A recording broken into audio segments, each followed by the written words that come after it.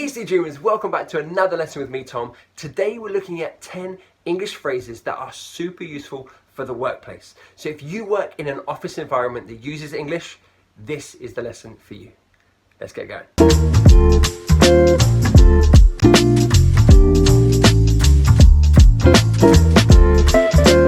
Okay, the first phrase that you might hear, keep me in the loop. Keep me in the loop. Now, what does this mean? Well, they are asking you to share the information that you have with them, maybe as something progresses. So, for example, you're in a meeting and your manager gives you a task and they say, okay, and can you keep me in the loop? All right, that means they want you to share any information that you have or you find with them as you go through the process. You can also say to loop someone in. So you might say to your boss, I'll loop you in as I go. So I will update you, I will share the information that I have with you as I progress through the task that I'm doing. So this is a really useful phrase if you work in a team environment. Number 2, have you got a sec? Sec, short for second. Now this is something that you would say to someone if you want to speak to them for a short time. So maybe you have a problem or an issue or some kind of question. You can say, oh, have you got a second? Have you got a sec? Now, another way to say this, can I borrow you for a sec? Can I borrow you for a sec? Again, you're just asking for their time. You're saying, can I speak to you for a short amount of time? So these are phrases you will commonly hear in an office environment. Number 3, can I pick your brains about something? So the idea here is that you believe that someone has experience or the expertise or the knowledge about something, and you maybe want to ask them questions to get that information. So you want them to share the information with you. So maybe, for example, I'm working with a colleague and they have a great knowledge of the Chinese economy. So maybe if I've got a project related to the Chinese economy, I might say, can I pick your brains about a few things? So I would ask them specific questions about that because I believe they have a better knowledge of that world than I do. So to pick someone's brains is to ask them questions to get their expertise and knowledge about something. It could also be asking for their ideas as well. So can I pick your brains about the new ad campaign? Maybe you want to get their ideas, their creative ideas. So yeah, it could be used in lots of different ways. And again, another fantastic phrase that you hear in the office a lot. Okay, number 4, we're having a few teething problems. Teething problems. Okay, teething is when a child grows teeth, right? So when that happens, there's pain, there's discomfort, there's change. Now, what we're talking about here is that a project or whatever the situation is are having some problems, some initial problems, but that they're not going to completely stop the project, just that there are a few small problems that we can overcome. So maybe your company has implemented a new payment system, okay? And not everything is working perfectly. So maybe half the team have been paid, half the team haven't been paid, and they're just trying to work out what's wrong with the system. It's not completely broken, but there are a few small problems. So yes, if something has teething problems, there are small problems that can be overcome. Number 5, a win-win situation for everyone. So what is a win-win situation? Well, it's a situation where everyone benefits. So what could be a win-win situation? Well, working from home, the concept of working from home could be a win-win situation for everyone.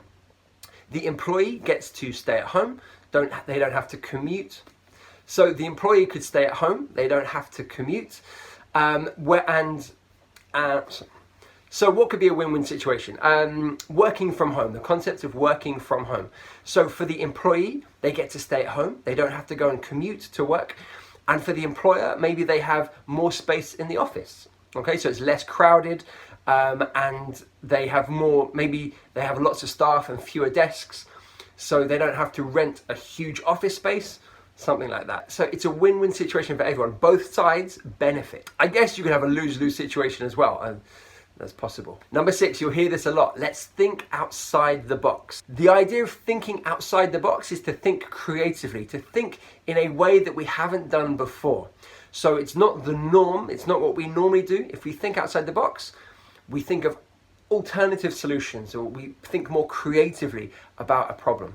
So for example, maybe a company has only ever advertised on television, and I think, well, okay, guys, let's try and do something different. Let's think outside the box. How can we promote our company not on television, but in another way. So to think outside the box is to think creatively and to think differently to how you normally do. Now this phrase I hear quite a lot. Could I have a quick word? Could I have a quick word? Similar to the ones we were talking about earlier, this is again asking for someone's time. You want to talk to them. Now this one I feel is slightly different from the other ones. I feel that it's slightly more serious, that the matter that they want to talk about, the issue, is more serious. So maybe you say to someone, can I have a quick word? Because you have a problem, you have a worry, maybe they've done something wrong and you want to confront them about that issue, but you want to do it in private. So can I have a quick word? Yeah, often comes before something, a more serious conversation, not just let's talk about, what we're going to do for happy hour or where we can go for lunch. Something more serious than that. Aha, this is a great one. Let's have all hands on deck. All hands on deck. This means that everyone must help. Think about the situation. This would have been from a boat, and everyone on the boat is helping to sail the ship to safety. This is obviously idiomatic language, and therefore the boat is your company or your project, whatever it is. And if we have all hands on deck, everyone is helping, because maybe there's a problem, there's an emergency, some kind of difficult situation. So guys, we need all hands on deck, like everyone has to help. Great phrase if you're working in a team. Okay guys, look, we've got this deadline tonight.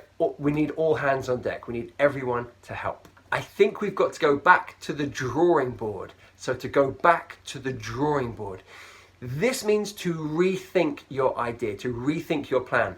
You kind of have to get rid of the old plan and start afresh with a new one, because you're going back to the drawing board. The drawing board is where you came up with the ideas.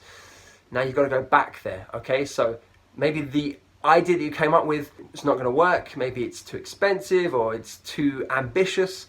You've got to forget that one and start again. So sorry guys, we've got to go back to the drawing board. We've got to start again. And finally, you might hear this in an office. How long is a piece of string? Now what does that mean? So it means that the answer could be anything. Okay, so you're in a meeting and you're planning the Christmas party, and someone says, well, how much is this going to cost? And they would say, how long is a piece of string? Like, a piece of string could be any size, right? So the answer could be anything. There is no answer. So in this situation, how much is this going to cost? I don't know. It could be £100, it could be £100,000. Who knows? Okay guys, those are 10 workplace phrases that you are bound to hear. If you're working in an office environment using English, then you're certainly going to hear some of those phrases. Now, they are cliches. Some people really dislike these phrases because they are sort of cliches. They're like really obvious things to say, but they're very effective and you're probably going to hear them. And that's the most important thing. Maybe you don't want to use them, but you might hear them. So it's important for you to understand what they mean. If you'd like more workplace English lessons, then please let me know in the comments below. But until next time, guys, this is Tom, the Chief Dreamer, saying goodbye.